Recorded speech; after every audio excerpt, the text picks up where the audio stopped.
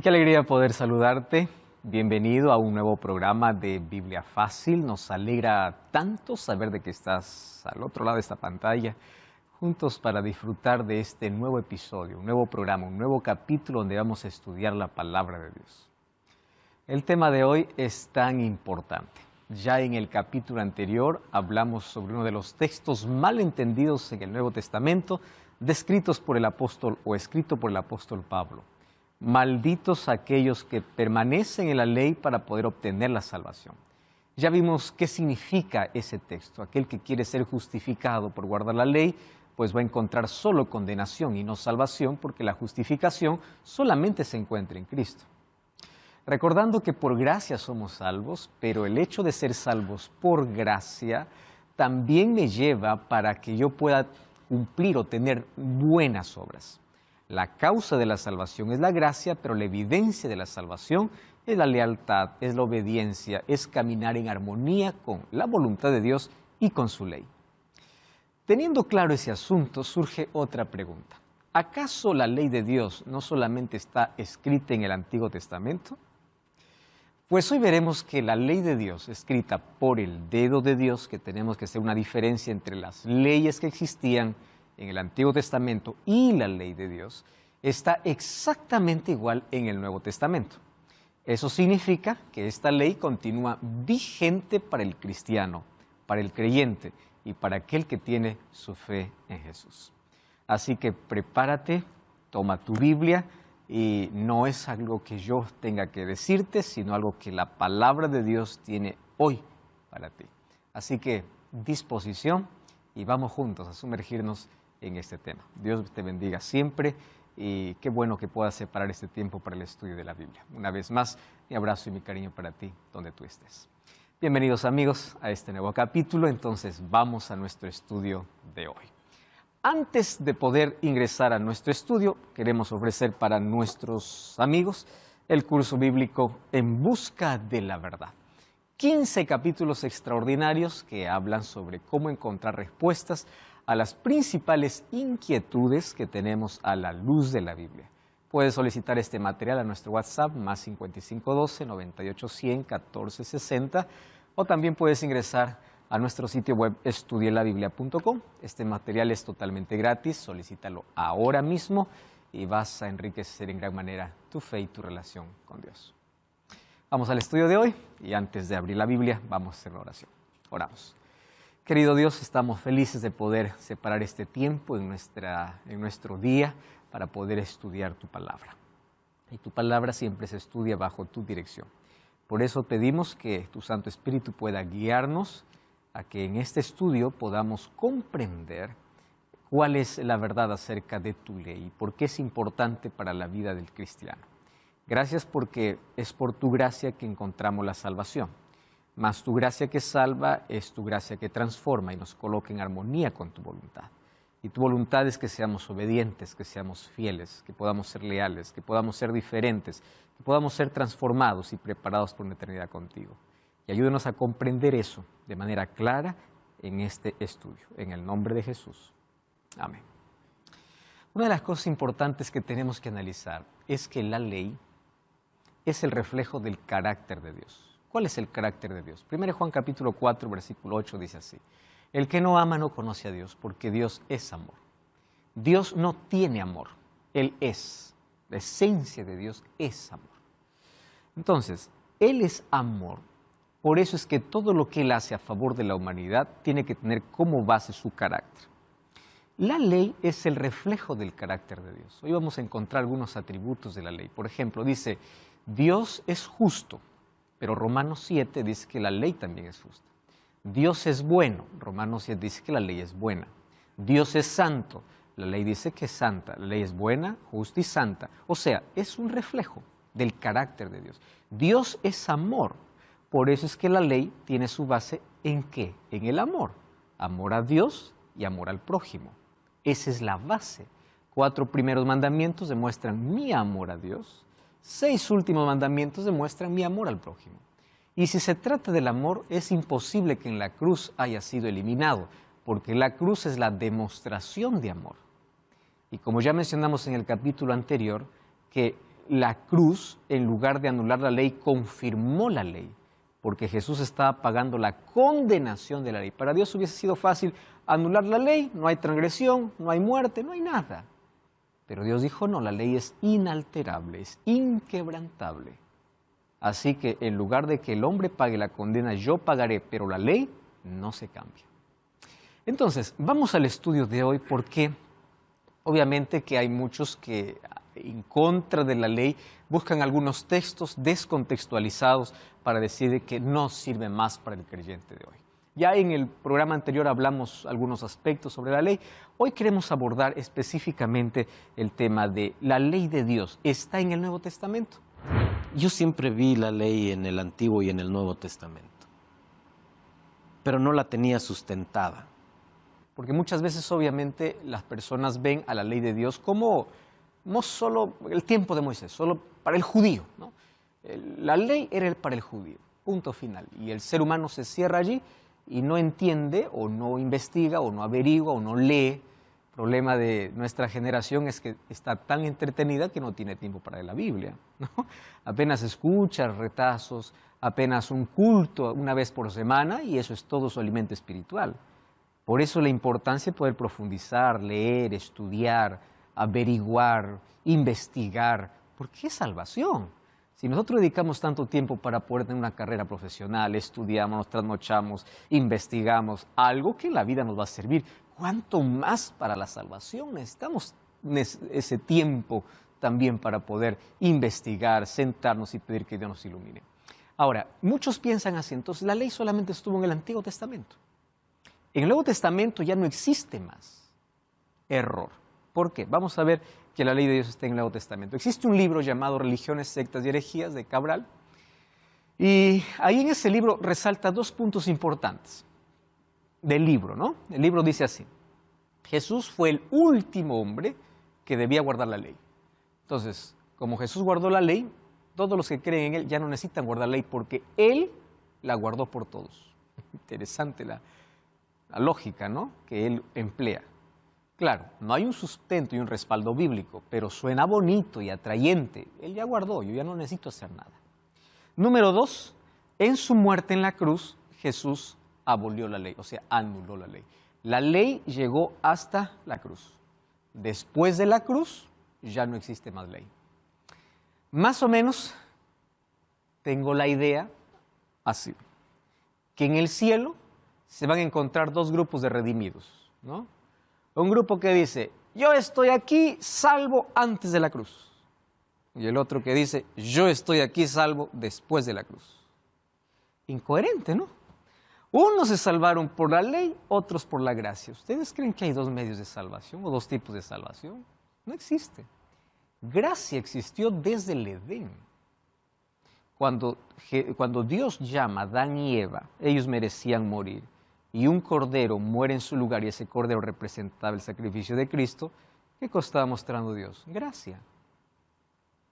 Y ellos a través de ese sacrificio tenían que mirar al Salvador. ¿Qué cosa es eso? Fe. Por eso es que el sistema de sacrificios del Antiguo Testamento demostraba la fe y la gracia. Y la ley estaba también, o sea, la ley no anula la fe y la gracia no anula la ley. Porque siempre estuvieron juntas. No existieron medios diferentes de salvación. No existieron, nunca existió. Porque la salvación siempre fue por fe y gracia. Nadie va a llegar al cielo y decir, yo estoy aquí por la ley. Otro decir, no, qué triste, tu vida estás por la ley, yo estoy por la gracia. No, todos llegamos por la gracia de Dios, todos. Nadie llega por otro camino. Ahora, ¿qué cosa es lo que sucede? Al hacer esta distinción, rompen casi toda la Biblia, toda la Escritura. Vamos a hacer un análisis brevísimo de cómo la ley de Dios se repite en el Nuevo Testamento. Ahora, interesante notar algo. En el Nuevo Testamento obviamente ya no hay tablas escritas. En el Nuevo Testamento ya no hay una vez más que se menciona en el orden, ¿no? Primero, segundo, tercero, cuarto, quinto, sexto, no hay. En el Nuevo Testamento se menciona la ley de Dios, exactamente como está en el Antiguo Testamento, en diferentes textos. Pero al mencionarlo en diferentes textos significa que la ley sigue vigente, porque se menciona la misma que está en el Antiguo Testamento. Vamos entonces al texto. Antiguo Testamento, primer mandamiento, Éxodo capítulo 20, versículo 3. No tendrás dioses ajenos delante de mí. Primer mandamiento. ¿Qué tipo de idolatría está hablando aquí? Esta es la idolatría mental, ¿no? Dioses ajenos no es solamente adorar una escultura, de eso va a hablar el segundo mandamiento. Miren, la idolatría es el pecado más condenado en la Biblia y más acariciado por el hombre. Más condenado y más acariciado. Resulta que incluso en la ley de Dios, la idolatría tiene dos dimensiones diferentes. Primero, la idolatría mental y luego la idolatría escultural. Entonces, el primer mandamiento dice, no pongas a nadie por encima de mí. ¿Y eso qué cosa significa? No solamente adorar otros dioses, porque no existe otro Dios encima del Dios Todopoderoso. Pero en la vida del ser humano, sí puede hacer el ser humano de su Dios, el dinero, el trabajo, el vicio, cualquier cosa, por encima de Dios. En su vida lo puede colocar. En su vida.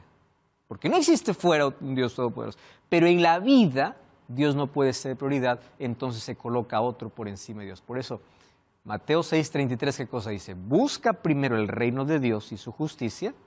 Ese primero, no hay condiciones. No hay, si es que te acostaste tarde, no puedes. Si es que estás mal, no puedes. No, busca primero y punto.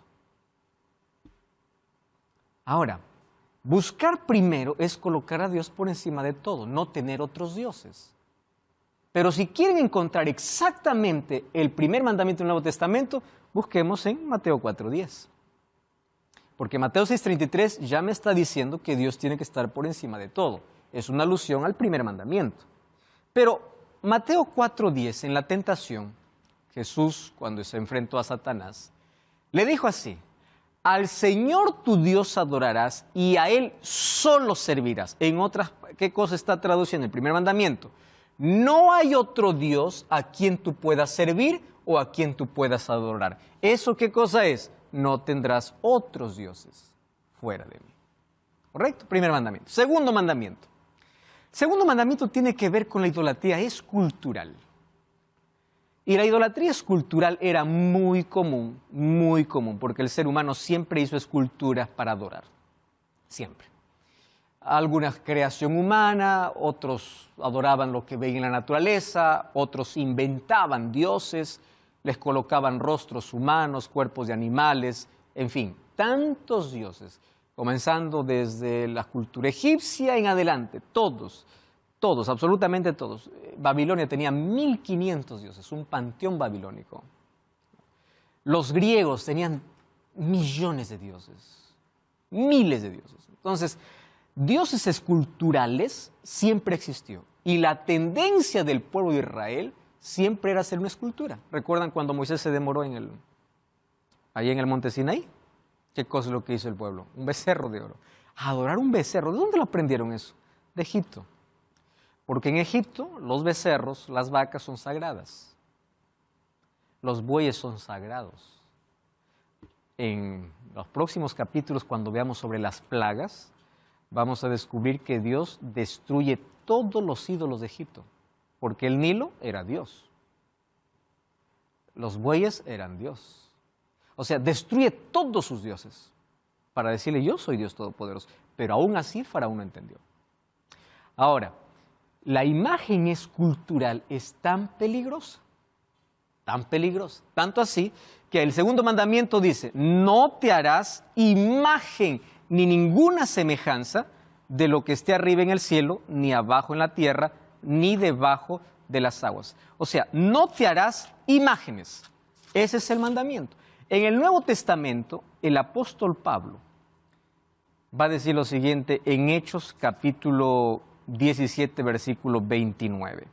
Dice así, siendo pues linaje de Dios, no debemos pensar que la divinidad sea semejante a oro, plata, o piedra. Escultura de arte, ¿y de qué más dice? De imaginación de hombres. No permitan ustedes, dice el apóstol Pablo, que su imaginación pueda llevarles a levantar alguna escultura de arte. Porque no te harás más esculturas. No te harás esculturas. Muy bien. Ahora, ¿qué cosa es lo que está diciendo aquí el texto? Hay muchos que dicen así. En el Antiguo Testamento vemos que Dios mandó en el santuario hacer imágenes, ¿verdad? Por ejemplo, ¿qué imágenes encontramos en el Antiguo Testamento? Afuera tenemos un altar de sacrificio, un lavatorio. En el lugar santo encontramos pan con una mesa con 12 panes, un candelabro de oro y un altar de incienso para perfumar porque no tenía ventanas, todo era cerrado y la sangre que entraba obviamente mal olor tenía dentro. Entonces a través de ese perfume que salía ya podía ambientar el santuario. En el lugar santísimo, ¿qué cosa se encontraba? El arca del pacto. Sobre el arca del pacto, ¿qué cosa había? La imagen de 2 querubines. Entonces algunos dicen así, ahí está una escultura. A ver, vamos a poner las cosas en su orden debido. ¿Las personas que entraban al atrio se postraban delante del altar? No, ellos llegaban al altar para hacer su sacrificio. El sacerdote, porque nadie podía entrar al lugar santo, solo el sacerdote, ¿se postraba delante del pan, del candelabro? No, porque eran símbolos, no se postraba. ¿Quién podía entrar al lugar santísimo? Ningún ser humano común, solo el sumo sacerdote, que era uno. Y entraba una sola vez por año, 10º día del 7º mes, Tishri. Traducido a nuestro calendario es el mes de octubre. Entraba al lugar santísimo una sola vez por año. ¿Por qué? Porque allí en el lugar santísimo se encontraría con la presencia de Dios. Es más, cuando el sumo sacerdote se arrodillaba, él ni veía los querubines. ¿Por qué? Porque la gloria de Dios descendía, lo cual se llamaba la Shekinah, la gloria de Dios que cubría todo. Y él no estaba adorando querubines, él estaba en la presencia de Dios. Mas todas esas representaciones eran símbolos. A ver, yo voy a hacer aquí otro ejemplo, ¿no? Yo puedo usar aquí una imagen para ilustrar. Ilustrar no es rendir adoración. Aquí quiero mostrarles que esta luz, ¿no?, representa a Jesús, que dijo, yo soy la luz del mundo. Si todo está oscuro y se prende una sola luz, entonces esta luz ilumina, rompe con las tinieblas. Yo no estoy venerando la luz, yo estoy ilustrando. Entonces, ilustración es diferente a veneración. Hay personas que dicen, no, nosotros no adoramos, solo veneramos. No, es que esculturas no son hechas ni para venerar ni para adorar. Marcelo. Pastor, en este tema algo que me viene a la cabeza y es muy interesante es el hecho de el niño Jesús en Navidad. Ajá. Mucha costumbre de tenerlo al niño Jesús. Introducidas por el paganismo. Ajá, que es una escultura. Pero ¿qué connotación tiene el niño Jesús? Básicamente, no, digamos, no la escultura, sino el niño como tal. No adorarás imágenes de yeso, imágenes. Y el niño Jesús es la representación de Jesús, niño. Entonces ahí viene toda la discusión, ¿verdad? Algunos obviamente cada vez que hay Navidad lo que hacen es poner un pesebre y allí colocar la figura, la escultura del niño Jesús. Entonces hay dos cosas. Primera cosa, si yo veo un pesebre y yo estoy con un niño, yo le voy a mostrar cómo más o menos fue la ilustración. Pero yo no le voy a decir, arrodíllate, mira, ahí está el niño Jesús, porque eso es yeso. No es el niño Jesús y no es la representación de Dios. No, es la imagen. Como cuando vemos una película, es una imagen que ilustra, pero no podemos venerar ni adorar, en absoluto, ¿no? Y hay tantas costumbres, obviamente, que en el tiempo fueron infiltrándose. Hay otras personas que dicen, pastor, pero usted se acuerda que Moisés levantó una serpiente en el desierto, ¿no? ¿Se acuerdan ustedes de esa ilustración? Todo aquel que miraba a la serpiente era sano, porque eran mordidos por las serpientes. Ahí está que podemos hacer una escultura y mirar. Vamos por pocos. Esa serpiente que fue colocada por Moisés en el desierto tenía un símbolo, así como el cordero representaba a Jesús, esa serpiente representaba a Jesús. Y uno se pregunta, ¿por qué Jesús representado como serpiente? Es como, ¿cómo se representa a Satanás? Como león rugiente, pero también Jesús como el león de la tribu de Judá. ¿Y por qué como serpiente? Es que hay una característica de la serpiente. Primero, la serpiente que levantó Moisés en un asta no era una serpiente real, era una serpiente de metal. Era una serpiente sin veneno, representando Jesús a semejanza del ser humano, pero sin pecado. ¿Cuántas serpientes habían para mirar? Una sola. Hay un solo camino y un solo redentor, que es Cristo. ¿Y por qué teníamos que mirar? Era un acto de fe. ¿Cómo se salva el ser humano? Recibiendo la gracia de Dios y mirando a Jesús, el acto de fe. Pero yo les voy a mostrar ahora bíblicamente que esa serpiente que un momento sirvió para ilustrar, lo usaron para venerar. ¿Y saben qué cosa se hizo cuando se usó para venerar? Lo destruyeron. Abran sus Biblias. Segunda de Reyes, capítulo 18, versículo 4. Segunda de Reyes, capítulo 18, versículo 4. Miren lo que dice aquí el texto bíblico. Él quitó los lugares altos, hablando obviamente de la reforma aquí que hizo Ezequías, y quebró las imágenes, y cortó los símbolos de acera. ¿Y qué más dice? E hizo pedazos la serpiente de bronce que había hecho Moisés, porque hasta ese entonces le quemaban incienso los hijos de Israel y lo llamó Nehustán. ¿Qué significa Nehustán? Pedazo de bronce, no tiene poder. ¿Por qué ustedes están venerando esto? Si esto nunca fue hecho para venerar, esto fue hecho para ilustrar. Cuando la escultura dejó de ser ilustración para ser adorado o venerado, en la reforma que hizo Ezequías, ¿qué cosa tuvo que hacer? Despedazarlo. No importa si representa a Jesús, porque el foco ya no es Cristo, el foco era un pedazo de metal.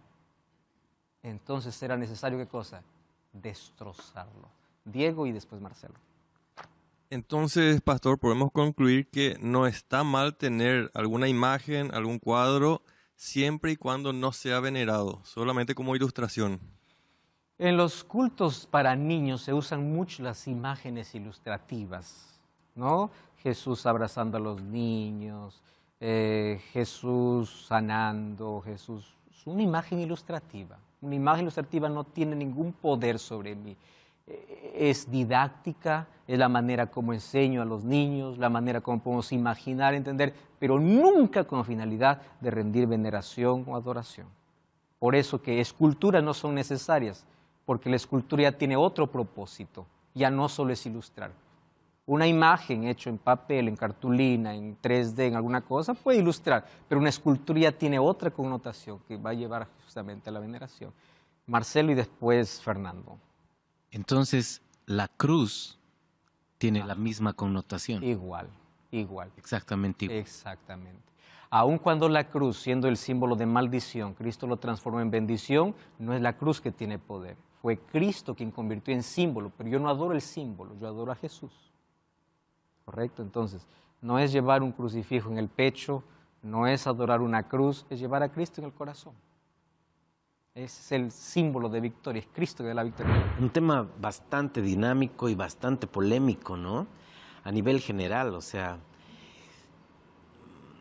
Mi pregunta era relacionada a lo mismo. Si la cruz, como en el mundo evangélico, la usan sola y en el mundo católico con Cristo en la cruz, si alguna de esas dos formas era idolatría o estaba bien como representación. Es totalmente innecesaria, porque una cruz no necesita siquiera ni ilustrar. Dentro mío decía, no está mal llevar una cruz, como decir, esto es importante para mí.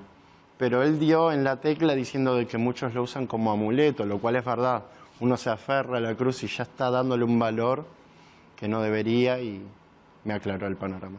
Entonces cargarla, portarla, llevarla, ya me lleva a una fe supersticiosa, porque muchos lo cargan como amuleto, muchos quieren mostrar de que la manera que tiene a Cristo, cuando a Cristo no se muestra por un crucifijo, a Cristo se muestra con la vida. Es la vida que muestra que Jesús está allí. Actualmente no tengo, pero sí tuve una época que llevaba una cruz de madera, que para mí era un símbolo de representarlo, pero como él también dijo, uno lo representa mejor con su actitud, no con objetos. ¿Correcto? Entonces, esculturas condenadas totalmente en la Biblia, ¿no? Vamos al tercer mandamiento, Antiguo Testamento. No tomarás el nombre de Jehová tu Dios en vano, porque no dará por inocente Jehová al que tomare su nombre en vano. Éxodo 27, dice el tercer mandamiento. ¿Qué dice en el Nuevo Testamento? 1 Timoteo 6:1. El apóstol Pablo escribe a Timoteo y dice así: todos los que están bajo el yugo de esclavitud tengan a sus amos por dignos de todo honor. Y miren cómo se repite el mandamiento, el tercer mandamiento: para que no sea blasfemado el nombre de Dios y la doctrina. O sea, no sea que por culpa del creyente el nombre de Dios sea tomado en vano o sea blasfemado. ¿Ustedes recuerdan de la manera como Jesús enseñó a sus discípulos a orar? Mateo capítulo 6. ¿Cuál es el primer pedido que Jesús nos enseñó a hacer? El primer pedido que Jesús nos enseñó no es danos el pan. El primer pedido es santificado sea tu nombre. ¿Cómo se santifica el nombre de Dios? Es un nombre santo. No tome su nombre en vano y no lleve su nombre en vano. Porque a través de mi vida, desde el momento que soy cristiano, estoy representando a ¿quién? A Dios. Y así como no debo tomar el nombre de Dios en vano, tampoco debo llevar el nombre de Dios en vano. Responsabilidad. Entonces, la gracia de Dios, la cruz, no anula la ley de Dios. Te da una responsabilidad mayor de poder honrar a Dios. Por eso es que la base de la ley es el amor. Y si amas a Dios, lo vas a honrar con tus palabras, con tus actos, venerando solamente a Él, no venerando imágenes, no poniendo otro Dios en tu vida por encima de Dios. Hasta aquí hemos visto apenas parte de la primera tabla. Vamos a una brevísima pausa, no cambies el canal y ya regresamos aquí en Biblia Fácil. Hay un reposo para el pueblo de Dios y aquel que entre en ese reposo ha reposado como Dios reposó en las suyas. ¿Qué día Dios reposó? Séptimo día. Y si quiero llegar al séptimo día, veamos cuál es el primer día. Y ahí los evangelios van a decir que el primer día es el domingo, día de resurrección. Ah, pastor, no, es que ahora bonito se escucha. Estoy hablando sobre la ley de Dios en el Nuevo Testamento. Hasta aquí ya vimos los tres primeros mandamientos en el Nuevo Testamento intactos. Quiere decir que la ley continúa, está vigente. Voy a dejar el cuarto mandamiento para el final, porque el problema de la ley justamente es el cuarto mandamiento. No el problema que la ley presente, el problema que el ser humano hace que la ley, en su intento de que la ley sea abolida, quiere abolirlo justamente porque no quiere observar el cuarto mandamiento. Vamos al quinto mandamiento, vamos a la segunda tabla, que es amor al prójimo. En el Antiguo Testamento, Éxodo 20:12, honra a tu padre y a tu madre para que tus días se alarguen en la tierra que Jehová tu Dios te da. Eso dice el mandamiento, quinto mandamiento. Cuando alguien me dice, la ley de Dios ya se clavó, ya se anuló, no hay ley, le digo entonces, pues, ¿de qué estamos hablando? No vamos a honrar más a los padres, porque si fue clavada, ¿para qué sirve? ¿Para qué honra? Es ilógico.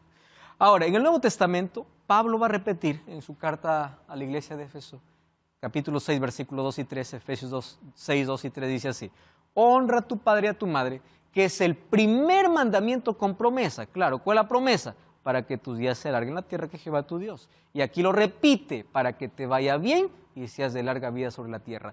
El quinto mandamiento en el Nuevo Testamento continúa vigente. Y esto está después de la crucifixión de Jesús. Totalmente después. Recuerden que Pablo se convirtió al cristianismo después que Jesús resucitó. Sexto mandamiento: no matarás. Y a partir de aquí hay varios textos que van a repetir esta parte de la ley. Voy apenas mencionarlo. Romanos 13:9. ¿Por qué? Aquí ya se repite, mire, casi todo lo que falta. No adulterarás, no matarás, no hurtarás, no dirás falso testimonio, no codiciarás. O sea, está todo. Todo lo que faltaba está ya aquí, en este texto. Y cualquier otro mandamiento en esa sentencia resume, amarás a tu prójimo como a ti mismo. ¿Recuerdan cómo Jesús lo resumió en Mateo capítulo 22, versículo 36 al 40? ¿Cuál es el más grande mandamiento? Amarás a Dios y amarás al prójimo. De esto depende toda la ley. O sea, el resumen está aquí. ¿Y cómo se resume? El resumen es que si amas al prójimo, no vas a adulterar, no vas a matar, no vas a hurtar. O sea, la ley de Dios continúa. Exactamente, como en el Antiguo Testamento. Hasta aquí ya vimos todo, todos los mandamientos están allí ya. No adulterarás, no matarás, no hurtarás, no dirás falso testimonio, no codiciarás. Cualquier otro mandamiento, ahí está, en resumen, amarás a tu prójimo, porque forma parte de la segunda tabla. No cometerás adulterio, Mateo 19, 18, Jesús le dijo, no matarás, no adulterarás. Ahí está el séptimo mandamiento. Octavo mandamiento, no hurtarás. En el Nuevo Testamento, Romanos 3, 9, el texto que leímos, ahí está, después de no matarás, dice no hurtarás.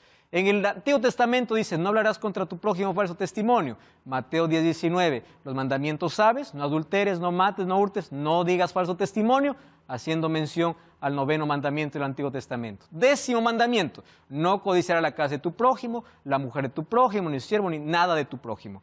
Romanos 7, 7, ¿qué dice? ¿Qué pues diremos? ¿La ley es pecado? En ninguna manera. Pero yo no conocía el pecado sino por la ley. ¿De qué ley está hablando? Justamente de la ley de Dios. Porque tampoco conociera la codicia si la ley no dijera no codiciarás. ¿Qué mandamiento está haciendo mención Pablo? Al décimo mandamiento. Entonces, toda la ley de Dios está en el Nuevo Testamento. Exactamente. Si la ley de Dios hubiese sido clavada en la cruz, que eso va a ser nuestro próximo tema, entonces, ¿qué se clavó en la cruz, no? ¿Qué terminó en la cruz? Eso será nuestro próximo tema.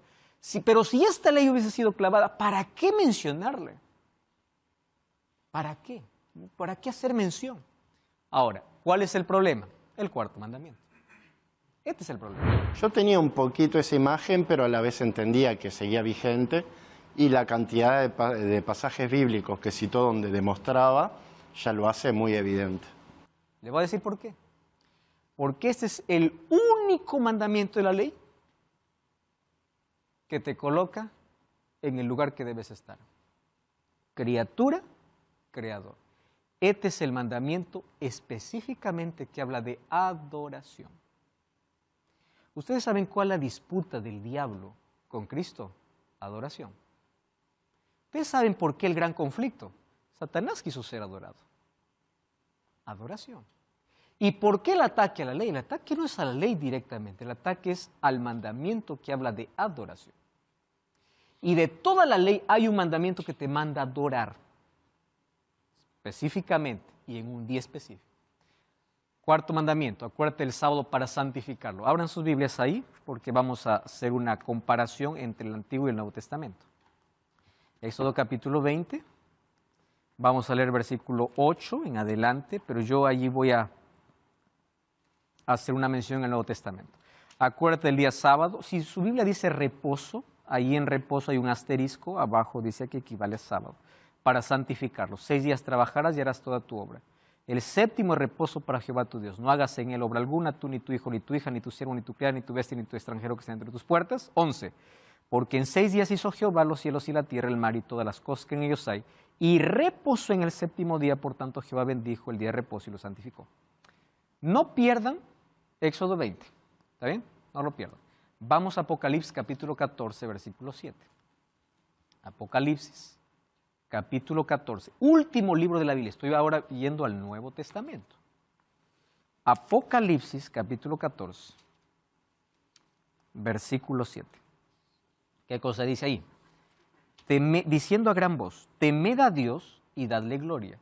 Ustedes saben que este es el mensaje que tiene que ser proclamado antes de la venida de Jesús. Apocalipsis está escribiendo para el tiempo del fin. Y este ángel es el pueblo de Dios que tiene que proclamar este mensaje.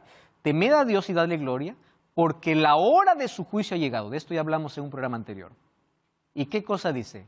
Adorad a aquel que, muy bien, que hizo el cielo, la tierra, el mar y las fuentes de las aguas. Ustedes se acuerdan en el primer capítulo que yo les dije que Apocalipsis, de los 404 versículos, más de 200 versículos son tomados del Antiguo Testamento. Ahora, ¿dónde está adorado aquel que hizo el cielo, la tierra, el mar y las fuentes de las aguas? Volvamos a Éxodo 20. Versículo 11. Porque en 6 días hizo Jehová los cielos, la tierra, el mar y todas las cosas que en ellos hay. ¿Dónde está ese texto de Apocalipsis 14:7? En Éxodo 20:11. Hablando para qué? Para el tiempo del fin. Llamando a la adoración. ¿Por qué? Porque este es el mandamiento olvidado. Dios dice, acuérdate. Satanás siempre está en contra y dice, olvídate. Y en las próximas lecciones vamos a descubrir que Él va a colocar un sistema de adoración paralelo. Porque Él no quiere que el ser humano reconozca a Dios como su creador. Vamos a Génesis capítulo 2. No habían judíos en Génesis. Génesis había Adán, que representa a la humanidad. Génesis 2, 1 al 3. Dice así. Fueron pues acabados los cielos y la tierra, y todo el ejército de ellos. Acabó en el 7º día la obra que hizo, y presten atención a las características. Reposó de toda la obra que hizo, bendijo al día 7º, y lo santificó porque él reposó de toda la obra que había hecho en la creación. Primera pregunta. ¿Dios estaba cansado? ¿Qué piensan ustedes? ¿Estaba cansado de tanto crear? Isaías, ¿qué cosa dice? Dios nunca se cansa, Dios no se fatiga. ¿Por qué descansa? Porque Él va a dar un ejemplo para que el hombre que acaba de ser creado pueda hacer lo que Él hizo. Ustedes saben que esto incluso hoy, los psicólogos mencionan que existe un tipo de aprendizaje por imitación de los niños. Los bebés cuando van creciendo, van tornando niños, imitan todo lo que el padre ve. Adán era un bebé porque era recién creado. Él tenía que imitar las acciones ¿de quién? Del padre. ¿Y qué cosa hace? Descansa. ¿Adán estaba cansado? ¿Qué va a estar cansado si él fue creado el 6º día? Él no estaba cansado. El sábado no fue hecho solamente porque era un día para dormir, descansar, porque no está cansado. El sábado tiene otro propósito. Acuérdate que yo soy el creador. Entonces, cada vez que llega sábado, yo levanto un monumento en el tiempo, porque va a ser un encuentro entre creador y criatura. ¿Ustedes saben cuándo apareció la evolución? Cuando el ser humano se olvidó quién es su creador. ¿Y saben cuál fue el método de Dios para que el ser humano jamás olvide de dónde viene? El sábado. Porque ¿qué cosa iba a recordar? Todo esto es creado ¿por quién? Por Dios. Número 2, reposó, bendijo. Ustedes lean todo el capítulo 1. No hay un texto que diga, y acabó el primer día y bendijo el primer día. Acabó el segundo día, bendijo el segundo. No hay. Y quien lo bendice no es una iglesia, no es un pastor, no es un líder, es Dios. Y número 3, santificar. ¿Qué significa santificar? Separar. O sea, es Dios quien separa de toda la semana un día para el encuentro con la criatura. Entonces, el gran conflicto en el tiempo del fin tiene que ver con la lealtad a Dios en guardar sus mandamientos. Por eso la característica del remanente en el tiempo del fin es, aquí está la paciencia de los santos, los que guardan los mandamientos de Dios. ¿Por qué énfasis en los mandamientos de Dios? Ellos son salvos por gracia. Pero es el símbolo de lealtad, de adoración.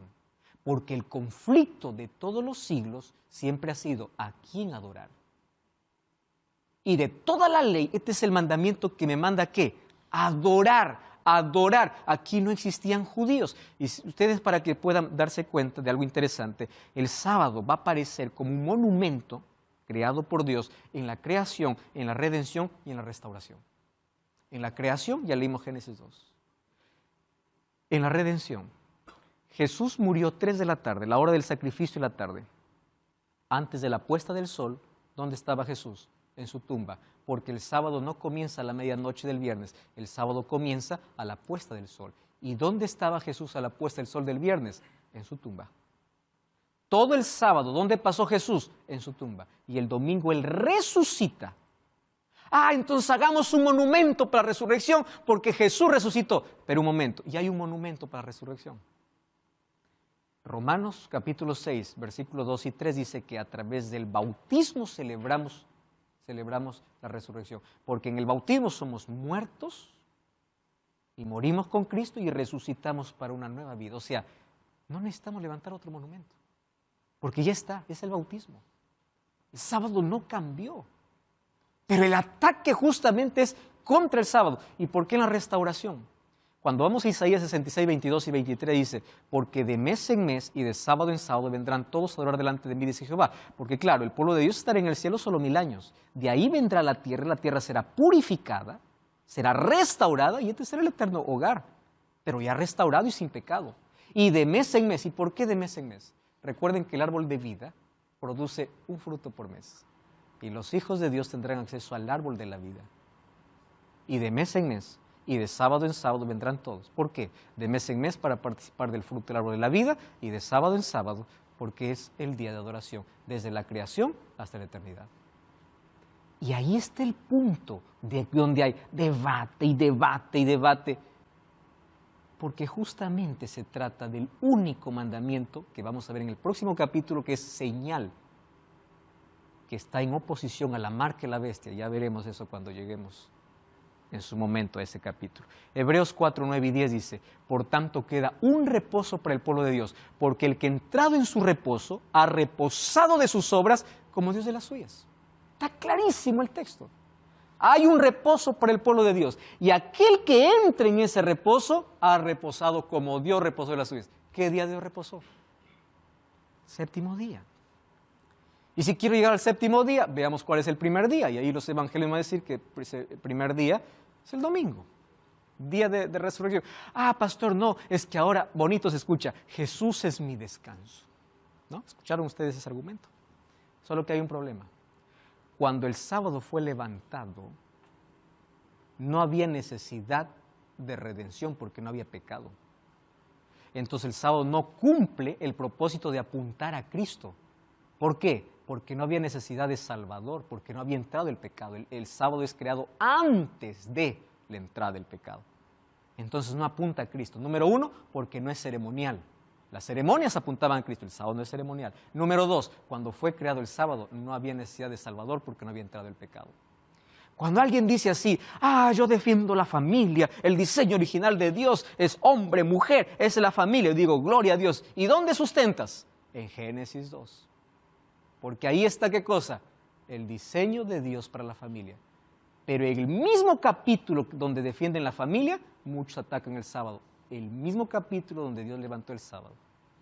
Incoherente, ¿no les parece?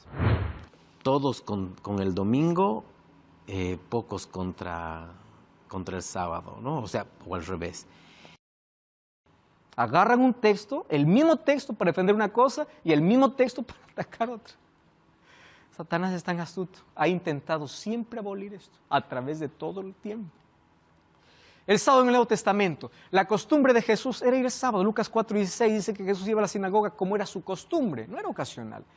Lucas 23:51 dice que los discípulos y las mujeres que fueron allí a ver la crucifixión descansaron el sábado. Lucas 23:51-53. Marcos 15:42 dice que el viernes es un día de preparación para el sábado. Marcos 16:1 y 2 dice que esperaron para pasar el sábado para hacer compras, para ir a ungir el cuerpo de Jesús.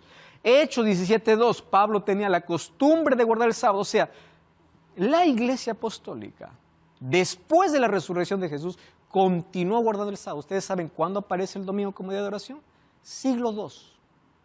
Después que pasaron 100 años, Jesús murió en el año 31. 70 años pasaron más. Y allí comienzan a celebrar otro día paralelo que la Biblia nunca respalda, porque la Biblia el día domingo lo llama simplemente primer día de la semana, en todos los evangelios. Y recordemos que los evangelios fueron escritos después de la resurrección de Jesús. Si las cosas hubieran cambiado, los evangelios hubieran dicho diferente. Mateo, Marcos, Lucas y Juan hubiesen escrito totalmente diferente, ya no mencionado el primer día de la semana. Miren, esta explicación a mí me encanta. Ustedes saben que el tiempo tiene una explicación astronómica. Todo. Por ejemplo, un día, ¿qué cosa representa? Una vuelta de la Tierra sobre su propio eje. Un mes es el espacio de una luna nueva a otra luna nueva. Un año es el tiempo de la Tierra alrededor del Sol. Pero una semana no hay manera de explicar por qué son 7 días. Pudo haber sido 4. 5. Pudo haber sido 6. ¿Por qué 7? Solo la Biblia tiene explicación. Dios hizo la semana de 7 días porque el séptimo día lo separó. No hay una explicación astronómica para eso. Han podido descubrir la explicación para un día, para un mes, para un año, pero no para una semana. La cronobiología estudia los ritmos biológicos. Ustedes saben que nosotros funcionamos por ritmo, tenemos un ritmo biológico. Cada día, cada 24 horas hay un ritmo que se llama el ritmo circadiano. Pero ustedes sabían que hay otro ritmo llamado el ritmo circaseptano, donde cada 7 días, un ciclo de 7 días, se encuentran las fluctuaciones de la presión arterial, contenido de ácido en la sangre, células rojas en la sangre, ritmo cardíaco, temperatura oral, temperatura de la mama femenina, química, el volumen de la orina. Todo eso a partir de 2 neurotransmisores importantes, noradrenalina y adrenalina, y del aumento y la disminución de diversos productos químicos del cuerpo, tales como la hormona, que pueden enfrentar el estrés, el cortisol.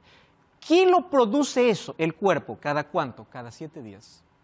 O sea, por más que neguemos, incluso en nuestro cuerpo está escrito a través de un ritmo llamado circaseptano que Dios es el creador y que cada 7 días yo necesito descansar y un encuentro con Dios. Ustedes saben que Francia intentó hacer un calendario de 10 días y fracasó. Fracasó. Nadie puede alterar y la explicación está aquí. Incluso en nuestro cuerpo Dios colocó su huella para poder descansar. El descanso semanal está escrito como una necesidad biológica. ¿Qué significa el sábado? Lealtad, amor, obediencia. ¿Recuerdan ustedes allí? Adán y Eva, ¿qué cosa le dijo? De todo árbol podrás comer menos uno. Dios te dice, toda la semana puedes hacer tus actividades. Esto es mío. No toques, es mío. Es muestra de amor y obediencia. Pero ¿qué sucede? El ser humano siempre quiere dar lo que él quiere. Pastor, ¿qué importa el día? Finalmente yo doy lo mejor a Dios, Él entiende. Te recuerdo Caín y Abel. Dios quiso una ofrenda. Caín dio lo que él creía que era mejor. Abel dio lo que Dios pidió. ¿A quién Dios aceptó? No es que Dios hace discriminación, pero en cuestión de salvación es la obediencia. No es como yo quiero, no es lo que a mí me gusta, es lo que Dios pide. ¿Por qué Dios aceptó la ofrenda de Caín o de Abel? Porque no importa lo mejor que yo intente dar a Jesús, si es que Dios no me pidió, no es aceptado. Lealtad, obediencia. Y el mandamiento es el único que dice, acuérdate. El único. Pero hay una profecía en Daniel 7:25 que dice que habrá un poder que perseguirá a los santos y cambiará los tiempos y la ley. Daniel 7:25. Y ese poder actuó en la historia. Ustedes van a ver que hoy los mandamientos fueron alterados. El segundo mandamiento no existe más. Busquen el catecismo. No hay, no te harás imágenes. Fue eliminado. El cuarto mandamiento cambió. Ya no dice acuérdate del sábado, dice santificar las fiestas. Se colocó el tercero incluso. El 10º mandamiento se dividió en 2. ¿Por qué? Satanás siempre atacó la ley de Dios, porque la ley de Dios es el reflejo del carácter de Dios. Y ustedes saben que eso fue un proceso. Miren, Sócrates, Historia Eclesiástica, página 22, dice, los seguidores de Cristo continuaron observando el séptimo día durante varios siglos. Sin embargo, junto con el sábado, hubo una observancia gradual de lo que se conoció como la fiesta de la resurrección que celebraba el primer día. Esta celebración data a mediados del siglo II, o sea, la Biblia no respalda, Jesús no guardó ni los discípulos. La otra adoración aparece tiempo después, y después vamos a ver a Constantino el Grande dando el primer edicto para adorar en el día domingo como venerable día del sol, el 7 de marzo del año 321, porque era el día que los mitraístas adoraban, y recordemos que Constantino era mitraísta y él adoraba al sol. Sin embargo, en el siglo IV, en el concilio de la Odisea, se decretó la observancia del domingo como día santo, no porque la Biblia dice, sino por un decreto de un concilio. El catecismo pregunta así, esta edición, ¿cuál es el séptimo día? El sábado. ¿Por qué observamos el domingo en lugar del sábado? Porque la Iglesia Católica transfirió la solemnidad del sábado para el domingo. ¿Cuál es el problema? Carácter de Dios. Adoración. Y es interesante cuando con sinceridad y honestidad comienzan a decir las cosas. En los próximos programas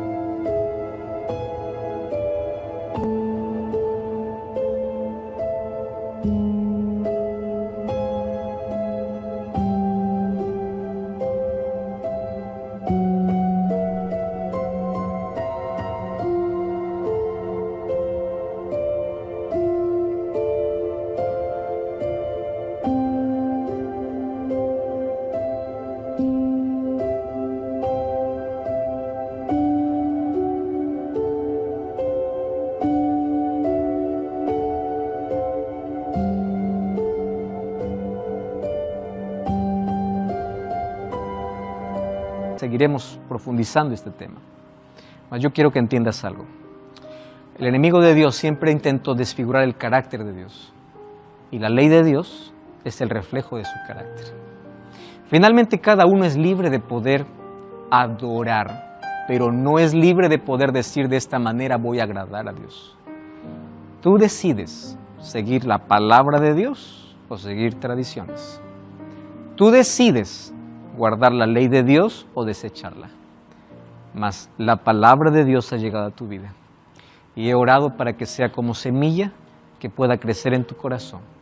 Y si tú le permites que el Espíritu Santo pueda hacer germinar esa semilla, Dios puede hacer el milagro en tu vida de poder tomar la decisión de dar ese paso de fe para ser fiel a Dios. Comienza una vez más a repasar tus creencias y pide que Dios te dé la valentía necesaria para poder aferrarte a hacer su voluntad, a hacer lo que a Dios le agrada, no lo que a ti te agrada. Ahí donde tú estás, cierra tus ojos, vamos a orar. Querido Dios, gracias por la oportunidad que nos das de poder entender tu palabra. Hoy comprendimos la necesidad de poder guardar tu ley porque es el reflejo de tu carácter. Pedimos de todo corazón que la coloques en nuestro corazón para que al ser salvos por tu gracia podamos vivir en armonía haciendo tu voluntad. En el nombre de Jesús te pedimos. Amén. Como siempre te invito a buscar una iglesia adventista el séptimo día para juntos continuar entendiendo el plan de Dios para la vida. Dios te bendiga. Nos encontramos en el próximo capítulo de Biblia Fácil.